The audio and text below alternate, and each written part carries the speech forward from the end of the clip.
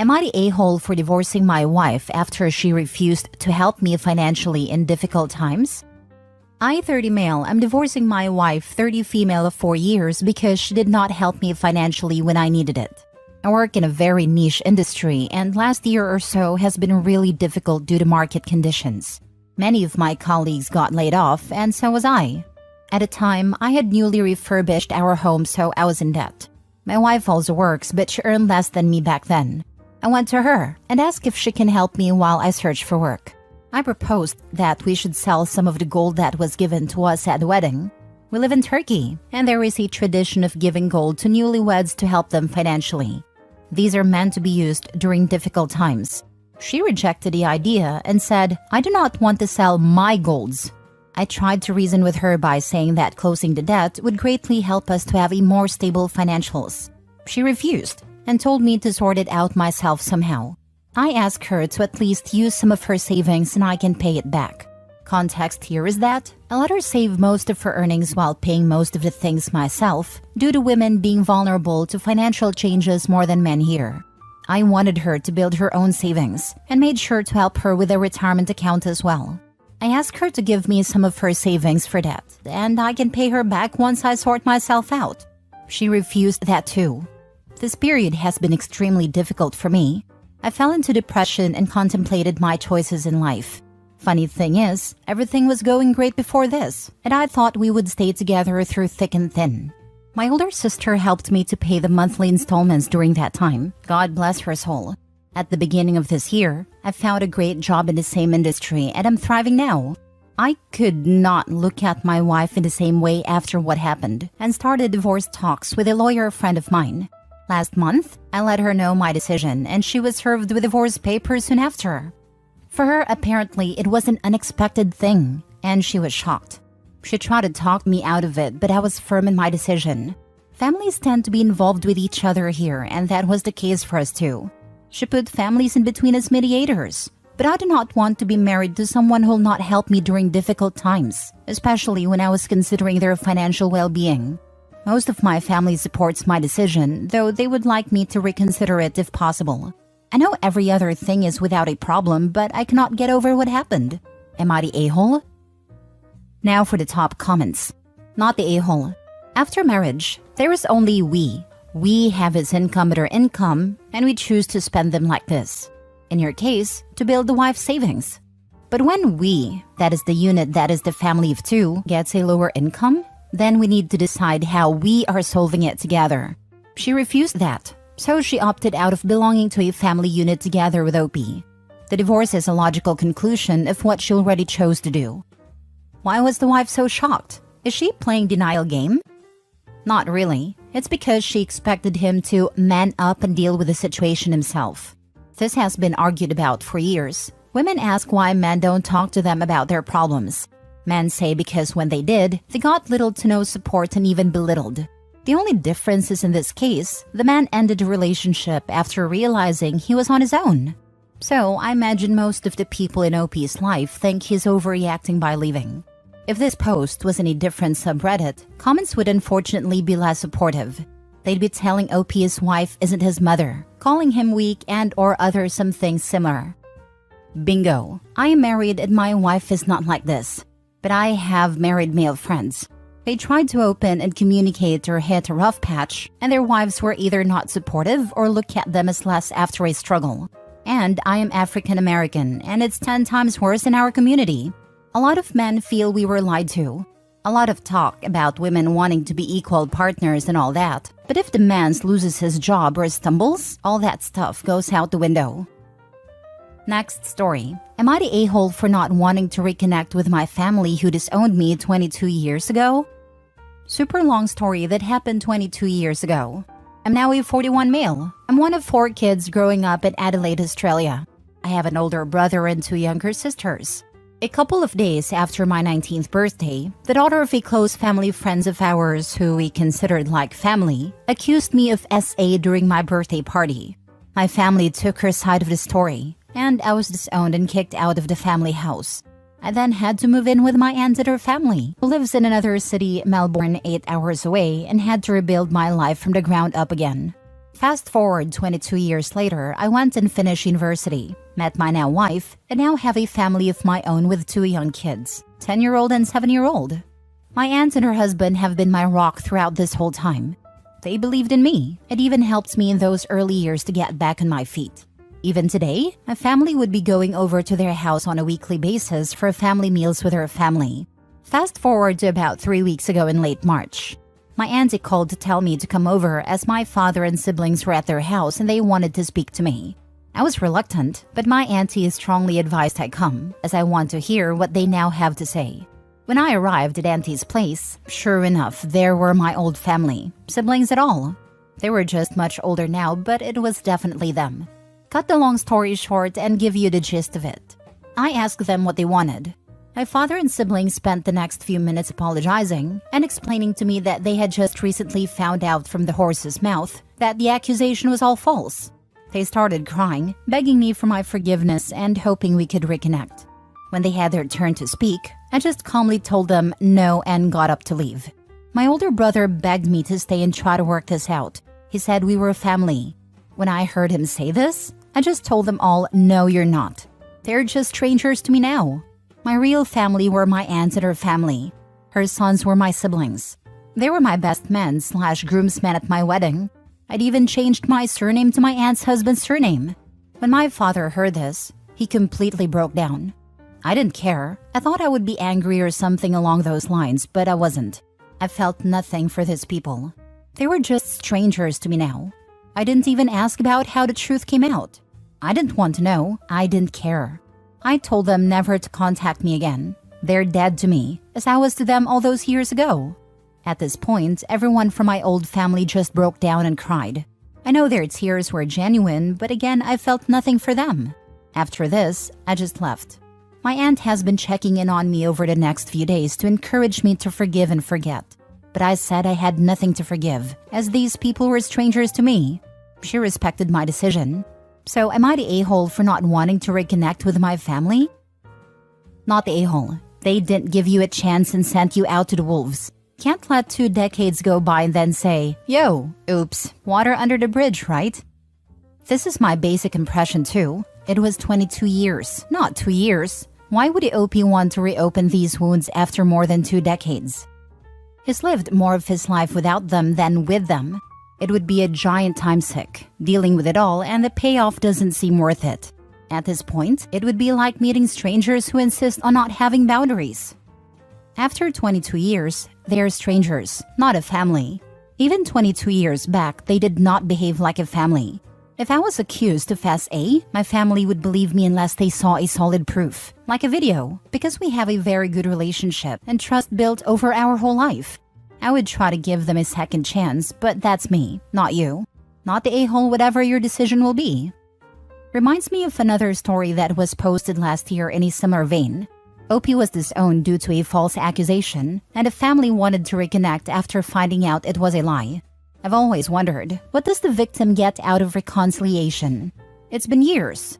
They're nobody. Why open old wounds for people completely irrelevant to you? There are many stories that are similar. My question is, what happens to the accuser when the truth comes out?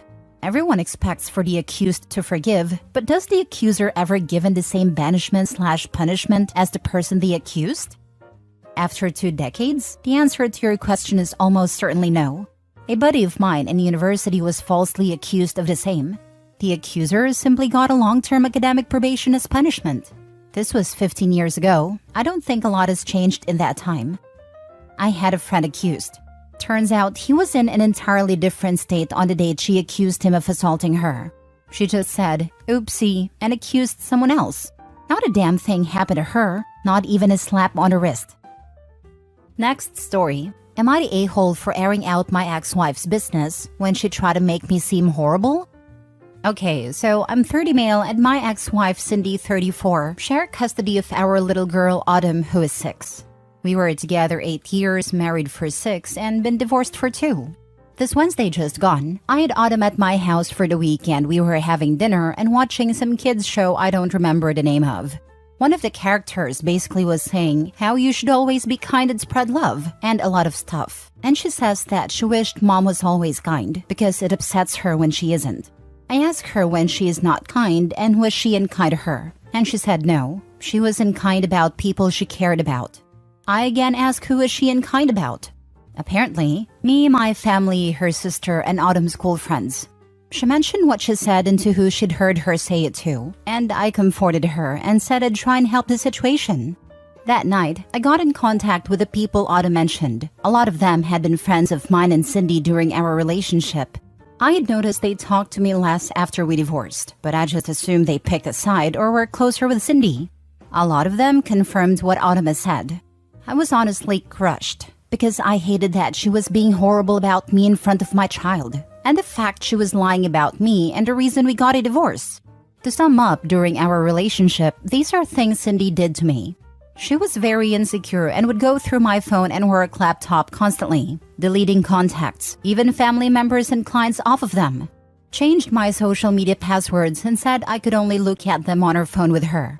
Accused me of cheating constantly with my coworkers. Would demand sex, and if I said no or didn't want to, she'd accuse me of getting it elsewhere until I gave in. Would stain my clothes on purpose. I did/do and have done my own washing, and then she'd spill stuff in my clothes constantly, even once they were dried away in the drawers I had. Physically hurting me when I tried to leave the house. Insulting my appearance constantly, saying that no one else would want me anyway.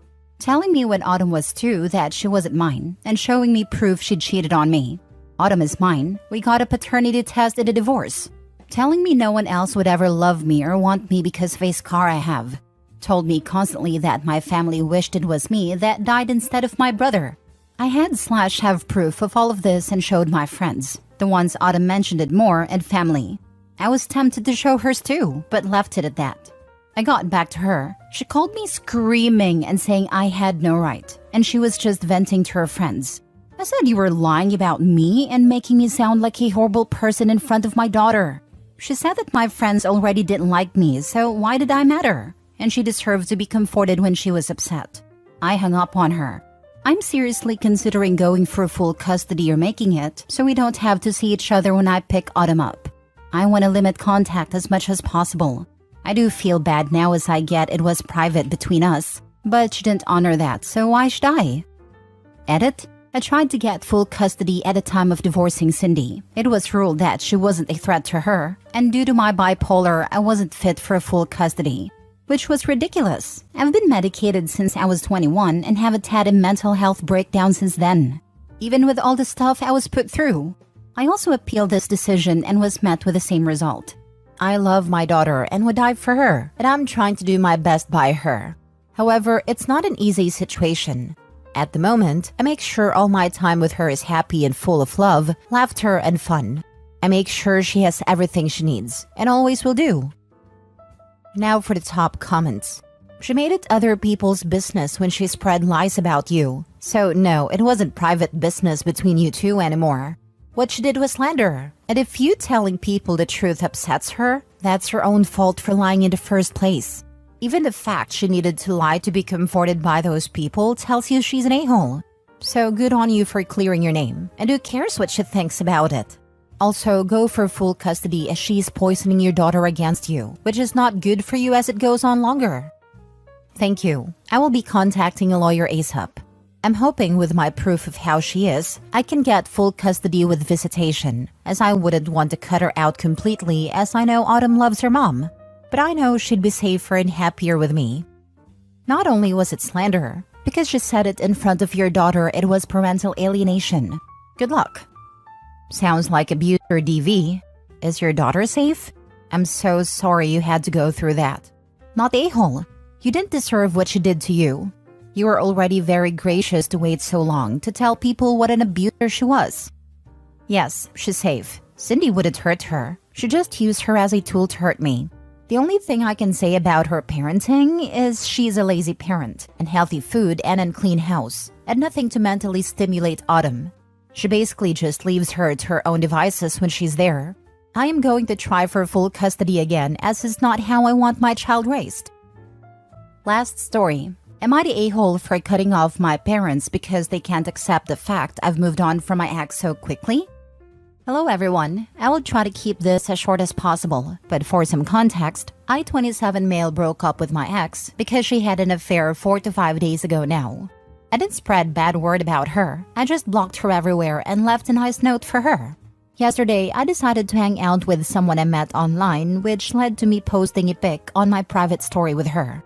Unfortunately, one of my close friends snitched to my ex about me moving on so quickly, which led to my ex bawling her eyes out to my parents and them scolding me. So I cut off my close friend because he made his choice.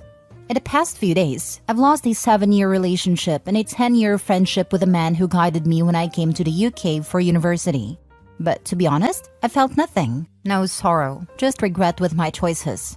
However, I do feel sorrow with the choice I made today. My parents are complete a-holes.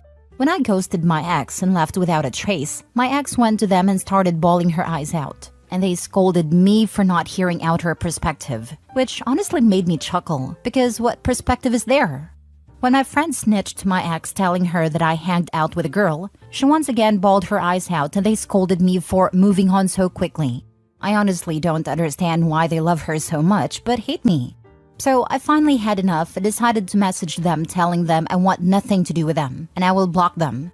However, it seems like they told everyone in my extended family tree, as everyone is against my decision, apart from my siblings as they have first-hand experience about how much of an a-hole my parents are. So am I the a-hole? Is this choice too extreme or am I doing the right thing? My parents are practically fossils as well, so I have to consider this for long term. Edit, my parents know about the affair, but I have crap talked about my ex because I don't care about her anymore. No need to show any feelings towards. That's the best way for revenge. Once they cheat, you can do or date anyone anytime and no one can tell you anything. To hell with all of them. And when someone tells you that your ex is taking it badly, just laugh like you have never laughed before and ask them what did your ex-ho expect, then laugh some more. If she was that upset, she wouldn't have jumped on another dude's lap. Some people have a lot of nerve. Block them all and go have a good time. She lost all rights to you the minute she cheated. Yep, my ex broke up with me. According to the code, I was free to date. I had a few friends get into my case about dating my now wife after my ex broke up with me. It's my life, I do what I want. Did you ever tell and provide evidence that she cheated? When I found out my ex cheated and I was divorcing her, my attorney told me to not play nice. As a matter of fact, he told me if I display nice, he would drop me as a client.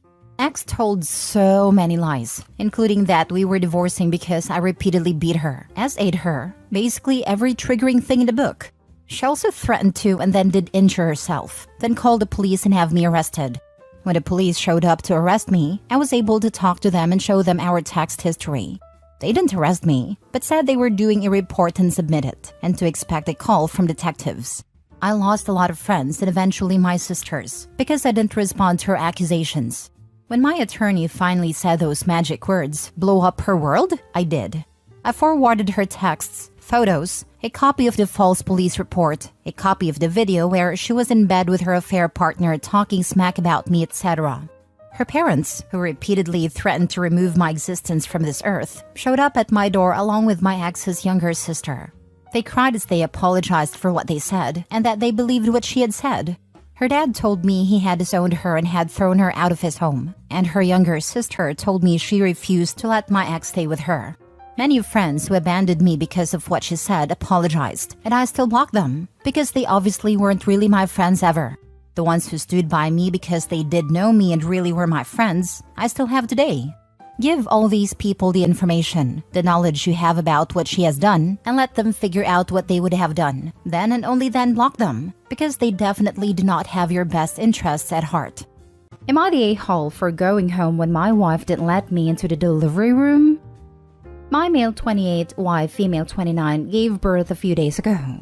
We had what I believe to be a fairly standard pregnancy, and I did my best to take care of things and make it easy for her. I took her to the hospital when she was due and her sister and mother met us there. The problem started when she was taken to the delivery room. She asked the nurse that only her mother and sister, female 27, be allowed in the delivery room and then told me that she wanted me to wait until I've delivered and calmed down before letting me into the room. I was kind of shocked and didn't want to make a scene, so I just said okay and sat down in the waiting room. We had not really discussed the plan for the hospital, and I had no reason to think I wouldn't be there when my son was born. I texted her sister if she knew my wife was going to do this. She said no. I told her to ask if my wife was concerned about something, because I don't consider myself someone who would have made a fuss or made things more difficult for her. She texted back after a while saying that my wife just doesn't want you to see her like this, and then added that she didn't agree with my wife and tried to convince her. But ultimately, it was her choice, and I should just respect it. I sat in the waiting room for 6 hours getting minimal updates as the labor was fairly slow. And then I decided that there was no point. So I texted her sister that I was going home. I'd meet my son when they brought him home and handle the birth certificate stuff the next day. They came home about 9 hours later and I was finally able to meet my son. When my wife's mother and sister left, she got very angry at me for leaving her at a hospital. I was angry too, but I told her that we can't talk about this in a few days because she's just given birth. She wouldn't drop the subject, so I finally told her that she excluded me from the birth of my son for no reason. I didn't see the need to hang around a hospital waiting room for hours doing nothing, and that even her own sister thinks what she did was wrong. She said there could have been complications and I needed to be there, to which I replied that no, I wouldn't have been there because she kept me out of the room, and the doctors would have handled any problems anyways. She called me an inconsiderate a-hole and has been talking short with me for several days. Her sister told me I should just apologize and move past it because it was a stressful time for my wife, but I think I'm owed a bigger apology first for how I was excluded from my own son's birth. Now for the top comments. We had not really discussed the plan for the hospital. Everyone sucks here for this right here. Y'all just thought everything would go okay and didn't even think to make sure you were on the same page about a major medical procedure / bringing a person into the world? She had mentioned that her mother and sister would be there, which I was fine with. She just neglected to mention that I wouldn't be. And I guess you can blame me now for not asking. I'm allowed to, right? And assuming that both parents would be there for the birth of their child. Okay then. I originally had a reaction of the commentary you're replying to, but this shows you did have conversations about who would be in the room during delivery, during which she never mentioned not wanting you there. I guess you didn't specifically clarify, but I wouldn't expect that to be something you would have to clarify. That was something she had to have made clear from her end, if that was what she wanted. Total not day home. Not day home. If your wife didn't want you to be in the delivery room, that should have been discussed ahead of time. She essentially shut the door in your face and expects you to have just waited in the uncomfortable waiting room for 15 hours. That's not okay. Or 2 days. I went through 7 or 8 shifts of nurses when I delivered my first. I would never forgive her. I'm surprised I didn't go straight to a divorce lawyer. I never would have done this to my children's father. Info. I feel like this can't be the full story. You guys didn't talk about any of this until the day of? What has your relationship with your wife been like? Etc. I have had 4 children, my oldest with a different man. The delivery room was never discussed. It was just assumed that the fathers would be there and that's what happened. I feel like that's a safe assumption, actually. Next story is titled, Am I the a-hole for outing my husband to his family for missing our son's birth? My female 26 husband, male 30 Jerry, works in a company that requires him to travel a lot. When I was pregnant, I used to stay with my in-laws whenever he had a trip. His parents are saints. They adore me and always offer to help with everything. They say that I'm like the daughter they never had. Before I gave birth, Jerry told me he had to go on a business trip, and he was most likely going to miss our son's birth because he was going away for 2 weeks. I was upset, but he explained that he was doing this to be able to provide for us and our son. I wasn't okay with it, but it's ultimately his decision, though I'm sure if he had explained to his company, they'd have probably given him time off. Jerry asked that I go stay with my family instead of his, because he said that if they found out that he was going on a trip and missing our son's birth, they'd give him grief. I agreed, but went to stay with my family. Turned out that Jerry lied to his parents about being there for our son's birth and asked them to not visit till later because he was allegedly worried for our newborn and wanted me to get rest. Then last Sunday, his mom and dad finally visited after he returned from his trip, and I returned home after staying with my family for a couple of weeks. We were talking about our son. Jerry's mom asked Jerry about our hospital stay, and he said that I didn't stop complaining about everything and that I was being difficult to everyone. I was shocked. His mom laughed and said all women are like that after giving birth. But I told her that yes, but not all men abandon their wives during one of their most difficult times and missed their first baby's birth over a work trip that could have easily been rescheduled. Jerry's mom asked what I meant, and I told her that her son wasn't there for the birth of his first child. She unleashed her anger upon him and his dad joined in too. A huge argument ensued, and Jerry started lashing out, then told me we had to leave. In the car, he went off calling me childish and petty for outing him to his parents and tattling on him like that. He said that I had no right to even complain because it wasn't like he was on a vacation or golfing trip, but was just working hard to be able to provide for us as the breadwinner. And I should respect that and be thankful instead of steering crap and trying to gain his parents' sympathy while turning them against him. I got home and started crying while arguing with him. He still said I was out of line to do what I did and act like his work isn't as important.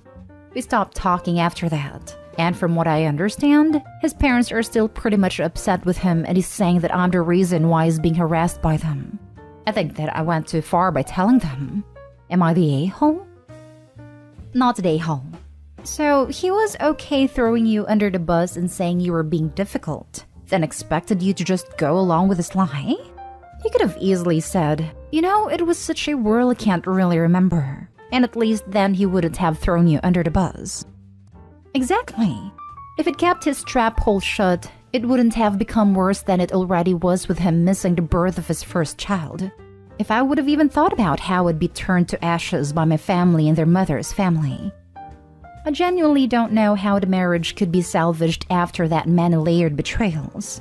The guy doesn't even try to make sure he could be there to support his wife during childbirth. Betrayal number 1. He asks her to help conceal this fact from his own family by denying her their support during and after the birth. Betrayal number 2. He actively lies to his family about being there for the birth behind her back. Betrayal number 3. That lie contains additional lies that paint an unflattering and embarrassing picture of OP. Betrayal number 4. And when OP correctly exposes all this and gets angry with him, he turns it all around on her and shoves her righteous hurt and fury back down her throat. Betrayal number 5. These are not the actions of a well-meaning, but frightened/misguided man.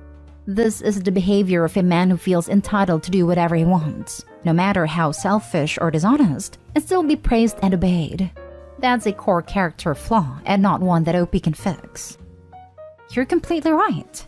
All of this is giving me a rotten to the core vibes. OP sounds very trusting and patient, but if I were her, I'd do some more digging into his business trips.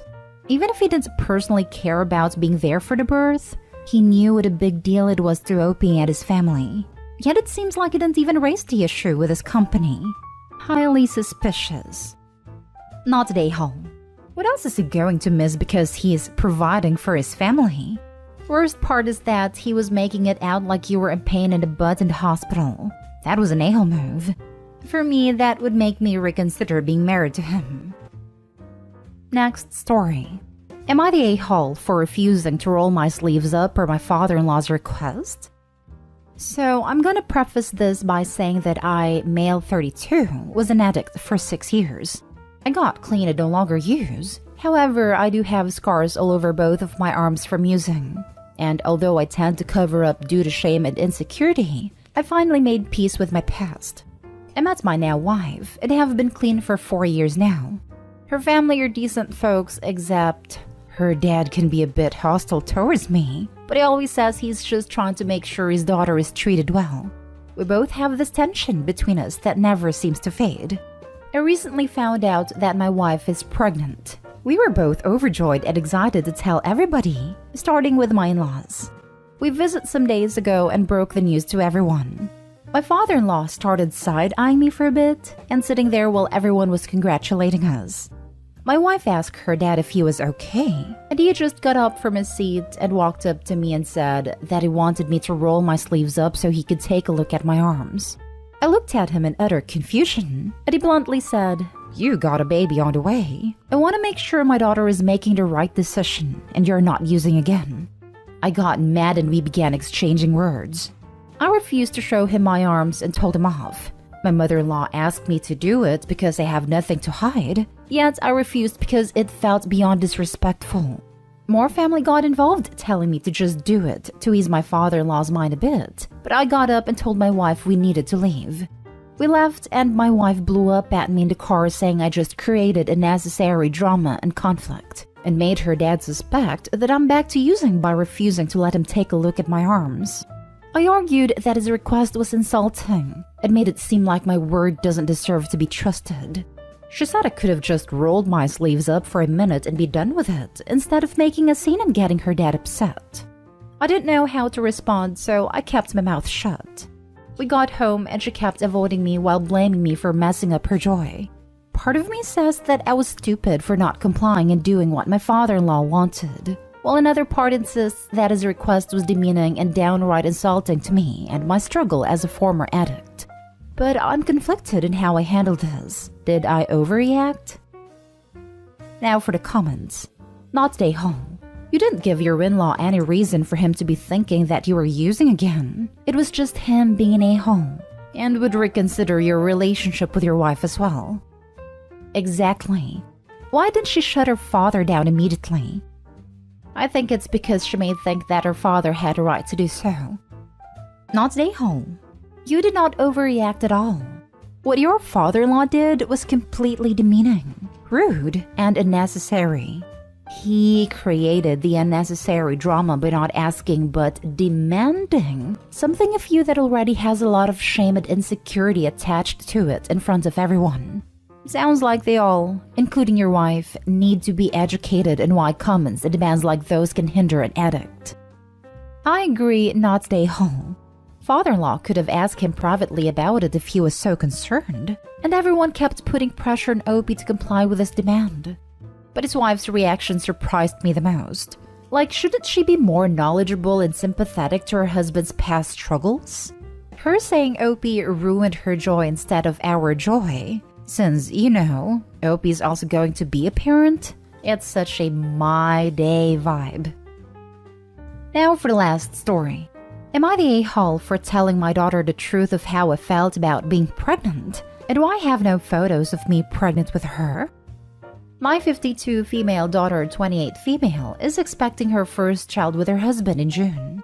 I am very excited to be a grandmother. My daughter is very, very excited and cannot wait to be a mother.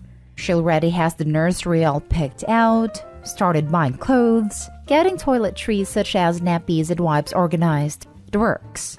We have a very close relationship, and she texts me about her first kicks, baby's heartbeat. She has this thing called a Doppler, potential names, etc. I'm thrilled she is so excited and happy because, in all honesty, it was the very opposite of how I felt. The truth is, I hated being pregnant with both my children. Pregnancy honestly scared me. I was anxious all the time. Every movement and lack of made me scared.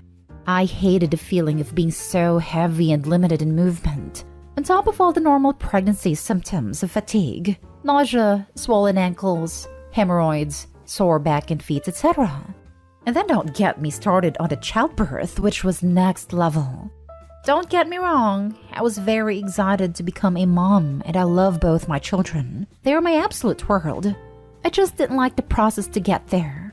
One thing she bought was one of those baby memory books. It has already started by putting some photos of her bump and ultrasound photos in them. For fun, she dug out the baby books I had for both her and younger brother, and we looked through them for a trip down memory lane. For both books, I started at the newborn stage. The pages for 20-week bump and first ultrasound, etc. are blank for both. My daughter asked why this was the case. She always thought maybe it was the lack of technology of the time. For you youngins out there, yes, we did have cameras and ultrasounds in the 90s. This is when I told her the truth, that I hated being pregnant. It made me scared and anxious, and I didn't want any memories of it. Pregnancy and childbirth terrified me, even for her younger brother when I had a bit more of an idea. I also explained why I was so happy to see her so happy, because I didn't want her to feel like I did. She got very quiet and didn't seem very engaged the rest of the time looking at books. When she left to go home, she seemed a bit distant. Later that night, my son-in-law called me to say my daughter was very upset about what I said. Apparently, I made her feel unwanted, like she was a burden to bear. I was shocked and upset to hear that myself, because that was the opposite of how I felt, and told my son-in-law that. I explained I love my daughter and her brother very much, and I wouldn't trade them for the world. I just didn't like being pregnant, but that doesn't mean my child was not wanted. My son-in-law understood, but still said my daughter is upset. Am I the a-hole for confessing my feelings?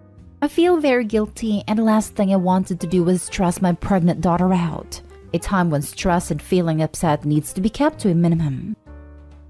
Not the a-hole. I think the disservice that women have done each other is not being honest about what pregnancy is really like. We have created an environment where women feel as if they are horrible human beings if they don't enjoy their pregnancies. Pregnancy can be extremely difficult and uncomfortable. Some people are fortunate to feel that their pregnancies were all butterflies and rainbows, but that is not everyone's experience. Being honest about not enjoying your pregnancies doesn't mean that you don't love your child, or that you wouldn't have done it all over again just to get the end result of having them. Your daughter asked you a question and you were honest with her. And motherhood. I was just going to say this. Take breastfeeding for example. Many women can't or simply do not want to breastfeed. My wife hated breastfeeding. It only did it a little bit with our first child before she gave up, although she did pump with our third because of the passing the COVID vaccine antibodies. It drives her nuts. And I know it hurts her when all these women act like breastfeeding is the greatest gift a mother can give her child. And any mother who chooses not to doesn't share this special bond only women who breastfeed have with their babies. Am I the a-hole for losing it after finding out my wife let her sister and her boyfriend stay at my late wife's cabin? I lost my late wife to brain cancer. All her life, she was living healthy and always loved spending time traveling and going on road trips. She was always an outdoor person, although she had a demanding career. She had a high-paying job while I was earning money that barely paid for bills. We were married for 5 years. We bought a cabin together that we used for holidays and weekends. After her passing, I couldn't set a foot in it for a whole year. Everything was the way she left it. I don't go there often, but only on big occasions when I need to feel closer to her. My family suggested I sell it, but I couldn't bring myself to do that. The idea of selling it makes me feel like I was losing her all over again. So I left it as it is. I married my now wife 6 months ago. I have 2 step-kids that are filling my days with joy and comfort. But lately, my in-laws have been having issues, specifically my sister-in-law. She lost her job, and she and her boyfriend had nowhere to live. We've invited them to our place for 2 months, then my brother-in-law took them in. My wife days ago told my brother-in-law had an argument with his sister and kicked her and boyfriend out. I asked when that happened. She told me about 2 weeks ago. I then asked her where her sister and her boyfriend were staying, and she took her time to answer. I asked what's wrong, and she flat out told me that her sister's been staying at my late wife's cabin for 2 weeks now. I was stunned when I heard this, and I asked her for more clarification. She said she gave her sister a copy of the key to the cabin to stay there till she finds a job. Then proceeded to say she didn't tell me because it wasn't a huge deal. I couldn't help but lose my temper. I told her she had no right to hide this from me, and let her sister into the cabin knowing how I'd feel about it. She said my reaction was the exact reason why she hid it from me. I called her selfish and inconsiderate of my feelings, but she argued about wanting to help her younger sister, and said I was the selfish one for not helping family during tough times. The kids walked into the kitchen and I just stopped arguing and walked out. My wife followed me. I demanded she call her sister and tell her to move out and hand over the key. My wife looked shocked, saying she expected me to react this way. but not go as far as demand that her sister moves out, and called me cruel for making her look bad to the family. We kept arguing till her sister moved out and brought the key. My wife packed her things and went to stay with her parents. She told me that my late wife was obviously more important to me than my family, and that she won't come home till I get my priorities straight. Now for the top comments. Is it too late for an annulment? Not day hole. This. Oh my god, you poor guy. I don't know what to say. I'm hurt by what she did. I understand that she was feeling concerned for her sister and wanted to help her. She only visited the cabin twice and felt uneasy being there for some reason. She never let me take the kids and tell me to go there alone. I never made her feel like I was putting her and the kids in second place. I'm aware of how she might feel, but I've never given her a reason to think that I don't love and care about her and the kids enough. I love the kids. I can't stay away from them even for a day, but there are days when I just need some space. I can't control how I feel sometimes. I just become overwhelmed whenever I remember holding my late wife in my arms in her last moments. There was nothing I wanted more than having her back healthy and happy at the time, but all that was gone. Therapy helps me a lot. I learned to deal with some issues that affected my life negatively. But I still have moments where I just need space, and I'm sure that everybody does. My current wife doesn't understand that. What she did shook me despite her good intentions. I just couldn't help but feel hurt and violated. She didn't tell you because she knew it was a big deal. Even if the cabin had nothing to do with your late wife, it's your cabin. So it's as messed up that she let another person not only use it, but live in it without asking you first. This right here, definitely not day hole. Just because you're married doesn't mean she automatically has full access to all your individually owned assets in which the cabin is. That's your property, and she had no right to allow anyone else to stay there without permission. When you talk to her about that, make sure you emphasize that point. That your memories of your wife aside, she still behaved badly. What she did was straight up wrong, even before accounting for the emotional aspect. Not day hole. So which is it? She didn't tell you because it wasn't a big deal, or hid it because you would react badly. Her sister couldn't hack it at the brother's house, so why would you trust them at the cabin even if you were emotionally ready? Your wife is selfish, and maybe a closer look at why you two are married. Now for the next story. Am I the a-hole for not allowing my girlfriend to send her food back for a second time? I, 28 male, worked the graveyard shift as a corrections officer in a prison. I've been dating my girlfriend, 26 female, for just under a year now. About once a week or so, some of my coworkers and I like to stop at a local diner to get a bite to eat on the way home. They are very accommodating to us COs, as well as our brother cops, and other people who work the third shift at an area factory as we give them a lot of business. They happily make burgers, sandwiches, nachos, etc. for us first thing in the morning, which we are all very appreciative of since it's evening time to us. So the other day, I felt like stopping after work. None of my buddies wanted to go, so I texted my girlfriend to see if she wanted me to treat her to breakfast before work. She said that she did, and so we met at the diner. We both ordered the eggs/hash brown/bacon/toast combo. She ordered her eggs halfway between over easy and over medium, and her bacon chewy, not crispy but not limp.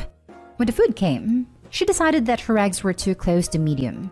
She told the server that she wanted them mostly easy but just barely starting to set on the outside so that there are no runny whites. The server took her food back. I was slightly embarrassed because her food was just fine and was what she asked for from what I could see, but I didn't say anything. When the food came the second time, she decided that her eggs were still overdone, even though they looked less done than her first batch. The server offered to bring her food back, but I interjected. No, the food's fine. They did a good job. She'll eat it. Long story short, when we left the restaurant, we got into a huge fight. She had to work, so we didn't have much of a chance to discuss it. But when she came over later, she laid into me about how I had treated her like a child and said that I had no right to decide for her whether or not her order was right.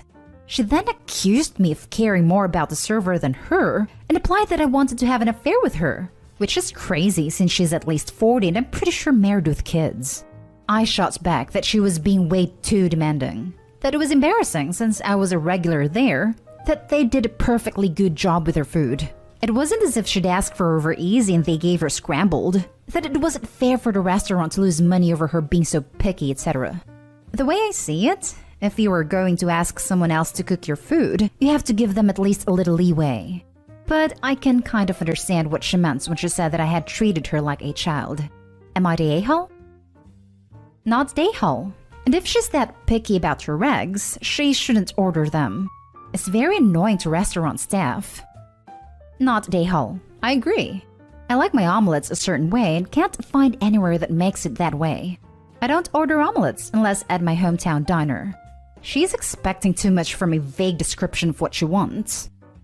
Years ago, while working as a server, I had a lady order a chocolate shake and send it back because it had too much chocolate and she's allergic to it. She then demanded I make her another chocolate shake with only a little chocolate in it. She sent that back too. I read a server story about a woman who complained about her soda because she ordered it with ice on the bottom and it was floating on top. I'm going to go against the grain here and say a soft everyone sucks here. Here's why.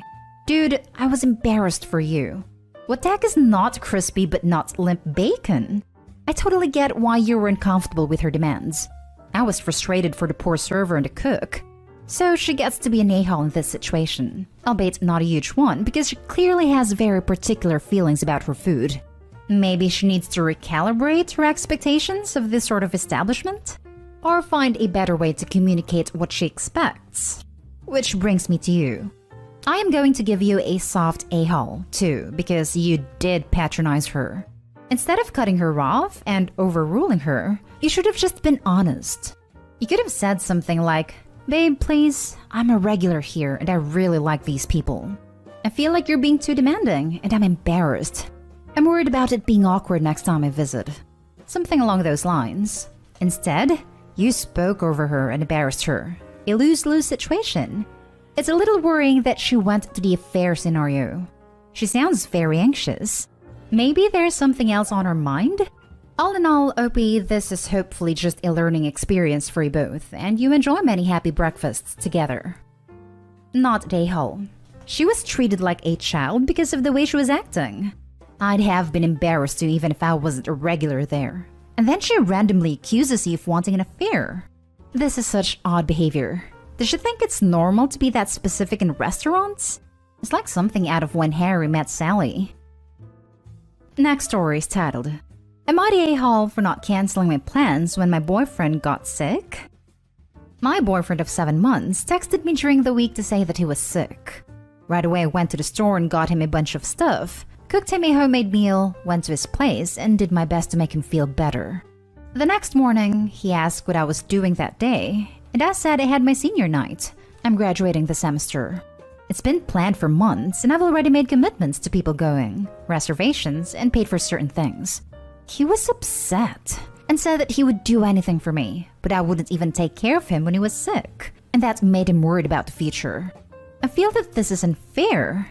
If I didn't have standing commitments, or even if it was something I could easily cancel, of course I would take care of him, and I'm worried about him and want him to feel better. But I only graduate from college once, and it didn't seem reasonable to cancel my entire senior night and bail on my close friends on a day off just because he got sick. I think as an adult, he should be capable of taking care of himself for a night, considering it's just normal sickness, without relying on me to take care of him 24/7. This whole thing spiraled into an argument, and things have been weird since. This is my first serious relationship, and I honestly don't know what to think. We talked about it, and I would never expect someone to drop their whole life or cancel plans with others just because I happened to get sick. Maybe unless it was like a life-threatening illness or similar. I'm worried that he might have unrealistic expectations from the relationship, or else I'm just completely in the wrong here. Now for the top comments. Not the a-hole. You hooked him up with everything he'll need to survive one day without you. Your outlook is healthy. His isn't, and it's incredibly controlling. Honestly, out of the two of you, it's you who needs to worry about the future. What happens if you get a high-demand job? Can't call in sick if he gets the flu. What if you ever have kids together? Guess you have one more. He's a grown adult and should be more than able to not only take care of himself, but to also understand your obligations and why you shouldn't miss such a big moment in your life. This is your senior night, not some random Tuesday night out. Agreed. And even if it was just a random Tuesday night out with friends, he should be able to take care of himself for a night. Her world doesn't stop because he has the flu, although with COVID, of course, things are different with the required precautions. Given that this was an event that he ought to have been aware of and that is clearly a big deal, his behavior is childish at best and very manipulative at worst. Not a-hole. The boyfriend sounds like he will die if he gets the flu while Opie is on a trip or away. He also sounds like a manipulative a-hole. If I was in Opie's shoes, I would not want a future with him. Not a-hole. And the line about how this makes him worry for your future together comes off as extremely manipulative. My thoughts exactly. Not a-hole. This is rather manipulative on his part. Where's the red flags? Now for the last story. Am I the a-hole for telling my husband I won't be taking care of his needs anymore and getting him a carer instead? Hear me out. I'm already dealing with issues because of this. My female 33, husband male 30, was injured in an accident at his uncle's farm because he and his cousin were doing pranks that ended up causing problems. He couldn't move on his own and is using crutches. I'm a pediatrician and work is too much while having to take care of my husband. I try to spend more time at home with him, but his requests never end. He keeps asking me to do simple things for him that I'm sure he's capable of doing, like getting him juice, bringing him his pack of smokes, making sandwiches, doing his laundry, charging his phone, etc. I told him I only help with stuff like bathing/feeding, etc., but I was getting overwhelmed and it affected my work. I asked if I could get a family member to help out while I'm working. He didn't take it well. I suggested a paid carer that I pay for, but he said that there was no need for a carer. He kept asking me to do things for him, even called when I was working. He had me leave my shift to come home so he could ask me to make him lasagna. I lost it. I told him I will no longer be handling his care and will be getting a paid carer. But he got upset, saying I don't care about his health to hire a carer, and claimed I love my work more than him. He argued that he'd do a lot more for me if I was injured. He insisted I was hurting his feelings by getting a carer. The argument continued. His mom was mad, telling me for the love of God to just stop treating my husband like a kid by getting him a carer, which is another word for babysitter. Went on about what a wonderful mother I will be in the future since babysitters are going to raise my kids for me. We argued back and forth. I told her my husband was relying on me on things he could still do despite his injury, but she demanded I step up as a wife and take care of him till he gets back on his feet. Since he has always took care of him while I was working, like work is a bad thing, and said that if the others heard about me getting a paid carer, they will berate me and call me a bad wife, so she just warned me because she cares about me. It's weird how working is treated like such a bad thing in his family. Like, how can you provide for both of you if you're at home slaving away to all his stupid requests? Also, Mother of the Year over there should step up and help out, since she apparently knows best and her poor baby needs all this help. Not a-hole. This times 1,000. Mom can do it then, and since she's family, she can do for free. See how long until she's the one advocating for a carer then. I also kinda want you to tell the mom if he, husband, doesn't want a babysitter, he can stop acting like a baby. But I also don't want to give any weight to her stupid statement that a caregiver is the same as a babysitter. It's not. Good luck, not the a-hole. Hey, I'm also a doctor and wanted to try and put another perspective on this. It is so hard to separate what's now happening at home and your job. You have no time to decompress and deal with the constant pressure of caring for others. It's really crap what's happened to your husband, but he's being an a-hole and showing you none of the care and respect you are showing him. Is he supporting you? Is he giving you the time to resolve conflicts you're facing at work or helping you in other ways? No. But more than that, I can't imagine the resentment growing in you that he is now taking you away from your patients and people that need your clinical input. And he is impacting your ability you've given up a large portion of your life to achieve. Getting a carer is the right choice, and I know you know that deep down. You're the only person in your house working now, but it's more than that. You know how quickly people become institutionalized when they refuse to start doing the things they can do because they know someone else will do it. Psych input seems vital for both of you and your husband. I'm sorry you're having to go through this. Not a-hole, obviously. It's almost like he's trying to sabotage her career because it feels so useless and emasculated. I can't see things getting much better in the future if this is the attitude he has. I hope he should get out before kids are involved.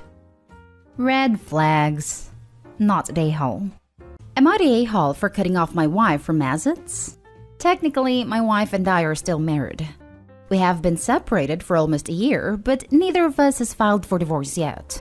Last spring, when COVID first got bad, both of my adult children lost their jobs and couldn't make rent. So I offered for them to stay with us until they got back on their feet. This caused a lot of stress for everyone involved. I work 45 to 50 hours a week in a manufacturing job, while my wife has not worked in nearly a decade. This was completely her choice, as she has never liked working. Who does? And she wanted to pursue making income on Etsy and other similar sites. So when my son and daughter came to stay with us, our house became much more crowded than usual. Since my wife stays at home all day, she felt that my children were invading her space and wanted them out pretty much immediately. She felt I was enabling them by letting them come stay with us, and that we should let them sink or swim on their own. I told her that I couldn't let my children suffer when I was in a position to help. After only a few weeks, crap hit the fan. My wife had blown up at both my son and daughter because she felt they weren't pulling their weight in our house. She started giving them chore lists and would get angry when all of the things weren't done. My kids were both looking for work and dealing with employment offices, and doing housework took a backseat to those things. Rightfully so in my mind.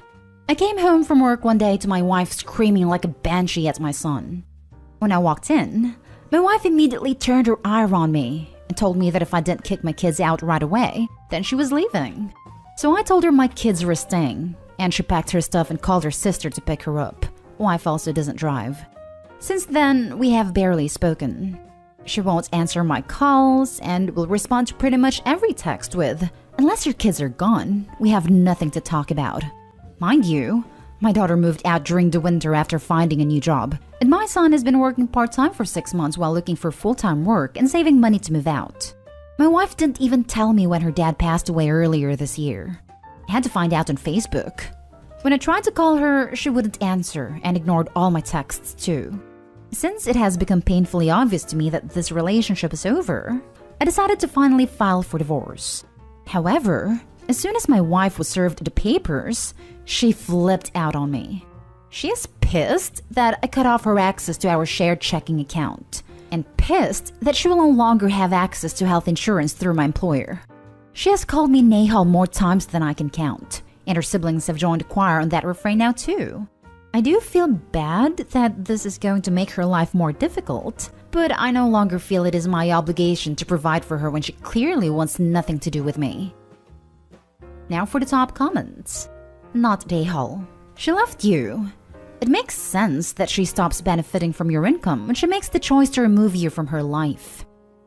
What was it the wife said? Sink or swim on their own? Guess now she can show them how it's done. So not weighing on the a-hole at the moment. But the first thing that came to mind is whether you consulted a lawyer about whether what you are doing is legal. Because if you've only just filed for divorce, but it isn't settled yet, then presumably the separation of marital assets hasn't been established in court yet. So unilaterally, cutting off access to accounts seems like something you should run by a lawyer. And I mean an actual lawyer, not like r/legal advice. It probably isn't legal to cut her off from a joint account, even assuming the bank would allow it to happen without permission from both account holders. However, there is nothing to stop him from transferring his direct deposits or checks from his work to another account or bank, assuming that this is under US law. Not Dayhall, but you should know that depending on how long you were married, you might owe her a division of that account and ongoing alimony since she was financially dependent for so long. Everyone sucks here. You need to go through the proper steps for a divorce. Can't just unilaterally decide to take away her access to shared assets. She's an a-hole for trying to kick out your kids. Though I'm wondering if she was the one who was having to do all the extra cooking and cleaning you claim they were too busy to do. Now for the next story. Am I the a-hole for saying things my wife gives our infant in front of our child's doctor? My wife and I have a 2-month-old daughter. For the past month, she's been feeding our baby mashed potatoes, applesauce, sweet tea, assorted fruit juices, and other things. The last time we went to the doctor, our pediatrician told us not to give her anything but formula until she was between 4 to 6 months old. My wife does not care and says she knows best for our child and our doctor isn't a parent.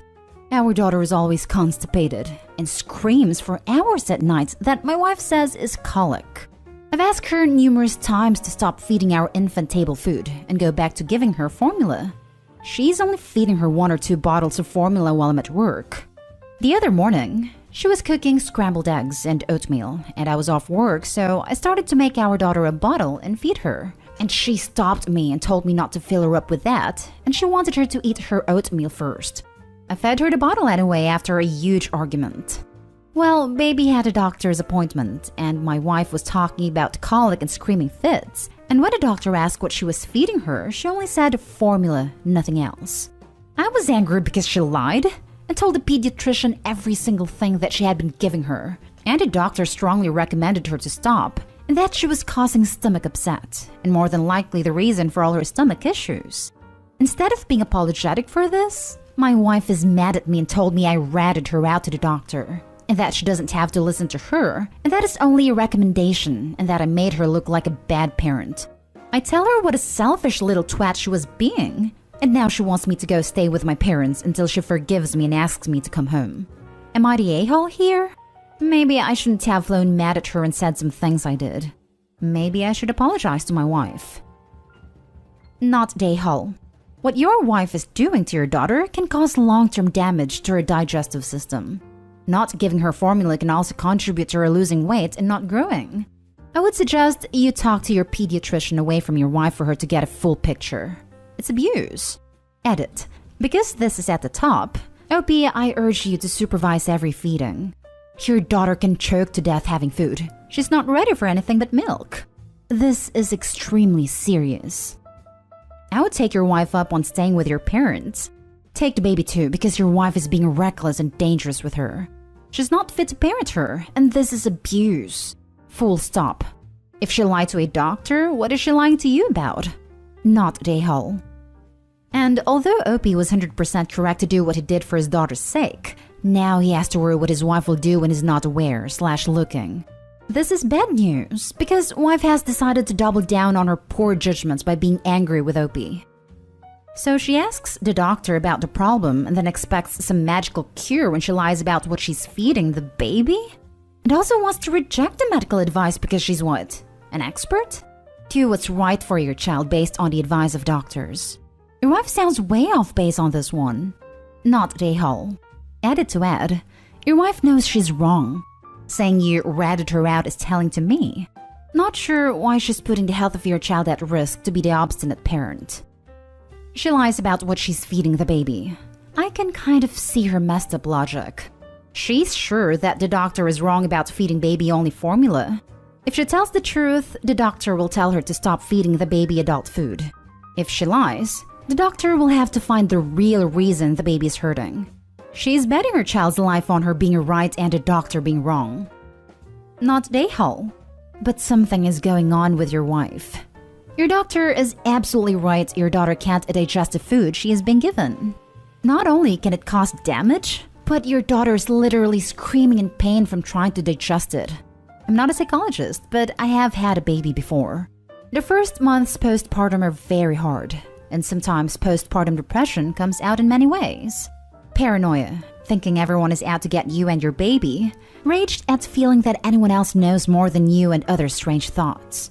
The fact that your wife is lying to the doctor, knowing your daughter's pain and constipation is coming from being fed table food and juice, is alarming.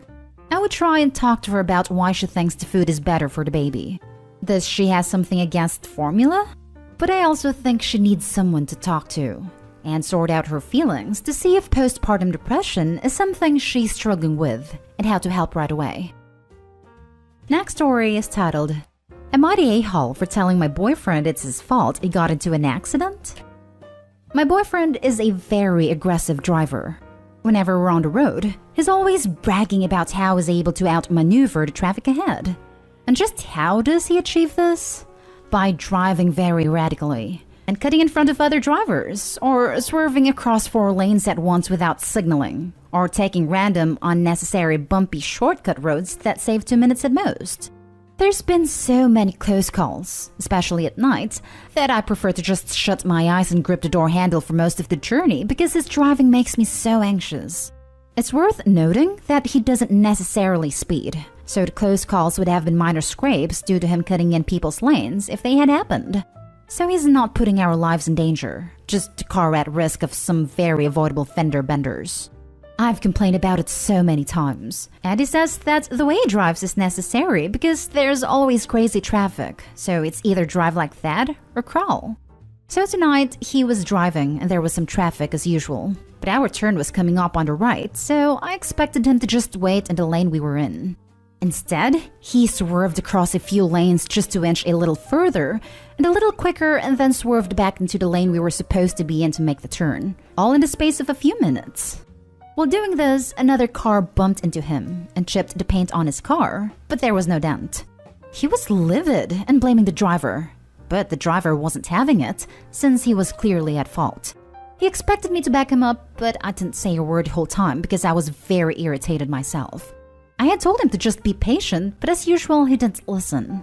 I waited in the car while he settled with the other driver, and when he got back, he was upset with me for not having his back. I told him that the other driver wasn't at fault, and he should have just waited. He said that the only reason we were out tonight was because I wanted to pick something up. So I was being extremely ungrateful since he was doing me a favor, and this wouldn't have happened if we weren't on the road tonight because of me. To which I said, it wouldn't have happened if you weren't driving like a freaking lunatic. We rode back home in silence, and he hasn't spoken to me since. Am I the a-hole? Now for the top comments. He isn't putting lives in danger. He absolutely freaking is. He's putting the lives of every single person on the road, including pedestrians on the sidewalk, in danger. Edit. I didn't give judgment on this. Everyone sucks here for not chewing him out on the first time you saw him drive like this. Grow a backbone. Car are fast-moving, thin pieces of metal. You can get folded and killed on a residential road. People don't respect that.